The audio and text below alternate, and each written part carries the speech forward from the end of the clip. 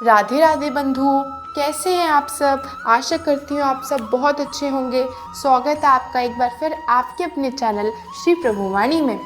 बंधुओं, आज हम कार्तिक माह के 26वें अध्याय का श्रवण करने जा रहे हैं। यदि आपने पहले के किसी अध्याय का श्रवण नहीं किया है तो आप हमारे चैनल पर जाकर उसका श्रवण कर सकते हैं।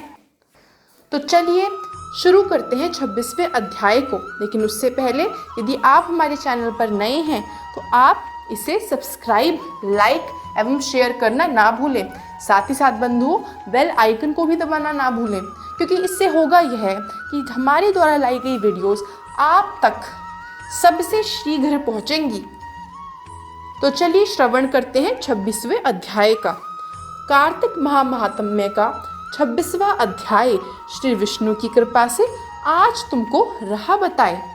देवगणों के ऐसे वचन सुनकर धर्मदत्त ने कहा, सब मनुष्य भगवान विष्णु की प्रसन्नता के लिए विधिवत यज्ञ, दान, व्रत, तीर्थ तथा तप आदि करते हैं, किंतु ऐसा कोई सरल उपाय बताओ जिसके करने से इन सब का फल प्राप्त हो। तब गणों ने कहा, हे द्विजश्रेष्ठ, आपका प्रश्न बड़ा श्रेष्ठ है। हम आपको भगवान विष्णु को शीघ्र प्रसन्न करने का उपाय बताते हैं।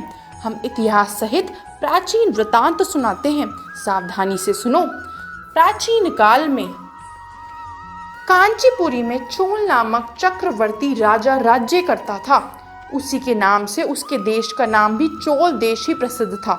राजा चोल के राज्य में कोई भी प्राणी दरिद्री, दुखी, पापी व रोगी ना था।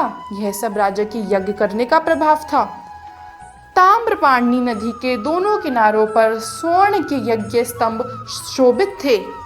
हे द्विजवर, एक दिन राजा भगवान विष्णु के पास गया। भगवान उस समय शीश शैया पर योग निद्रा वश सो रहे थे। राजा ने उनकी मणियों, मोतियों और स्वर्ग के दिव्य फलों फूलों द्वारा पूजा की। वह साष्टांग प्रणाम करके भगवान के चरणों के पास ही बैठ गया। थोड़ी देर के बाद राजा ने अपनी नगरी कांचीपुरी के ब्राह्मण विष्णुदास को वहां आते हुए देखा। विष्णुदास भगवान की पूजा के लिए तुलसी दल और जल लिए था। विष्णुदास ने वहां आकर भगवान को विष्णु सूक्त मंत्रों द्वारा स्नान करवाकर मंजरी तथा तुलसी दलों से उनका विधि पूर्वक पूजन किया। विष्णुदास के चढ़ाए हुए तुलसी दलों से राजा के चढ़ाए हुए मणि, मोती व स्वर्ण के फूल ढक गए। राजा यह देखकर क्रोध में भरकर बोला, ढोंगी, मूर्ख, तूने मेरी चढ़ाई हुई मणियों, मोतियों व सोने के फूलों को तुलसी दल व अपने सारे फूलों से ढक दिया है। तू भला भक्ति करना क्या जाने, क्योंकि तूने मेरे किए विचित्र श्रृंगार को बिगाड़ दिया है। राजा की बात सुनकर विष्णुदास को भी क्रोध आया और वह राजा के गौरव को तुच्छ समझकर कहने लगा, हे राजन, तुम भक्ति करना नहीं जानते, तुमको अपने धन का घमंड है। बताओ कि आज से पहले तुमने भगवान के कितने व्रत किए हैं। देवगण ने कहा। ब्राह्मण के ऐसे वचन सुनकर राजा ने घमंड से हंसकर कहा, हे विप्र, भगवान की भक्ति के अभिमान से यदि तू ऐसी बात कह रहा है तो मैं पूछता हूँ, तेरे जैसे भिखमंगे ब्राह्मण में भगवान की भक्ति ही कितनी है, क्योंकि तुमने आज तक भगवान की प्रसन्नता के लिए कुछ भी नहीं किया, ना तो कोई मंदिर ही बनवाया है।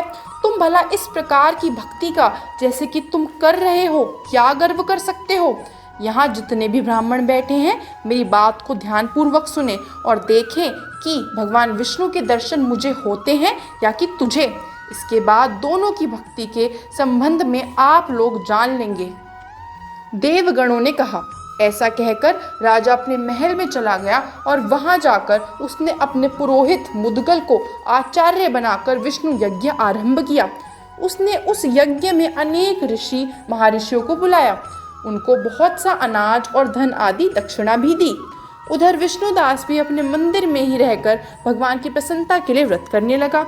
उसने माघ तथा कार्तिक मास के व्रत किए, तुलसी के वन का पूजन किया और एकादशी को भगवान विष्णु के 12 अक्षर मंत्र का जाप किया। वह भगवान को प्रसन्न करने के लिए गीत गाता रहा, वह नृत्य करता रहा, नित्य प्रति व्रत करता था, भूमि पर सोता, हर समय भगवान को प्रसन्न करने के लिए एकादशी के व्रत भी किए और उन व्रतों के नियमों का पालन भी किया और उद्यापन भी किया। और इस प्रकार राजा चोल और विष्णुदास द्वारा आराधना करते हुए बहुत दिन बीत गए। तो बोलो जय भगवान विष्णु की। बंधुओं, यह था कार्तिक माह का 26वां अध्याय।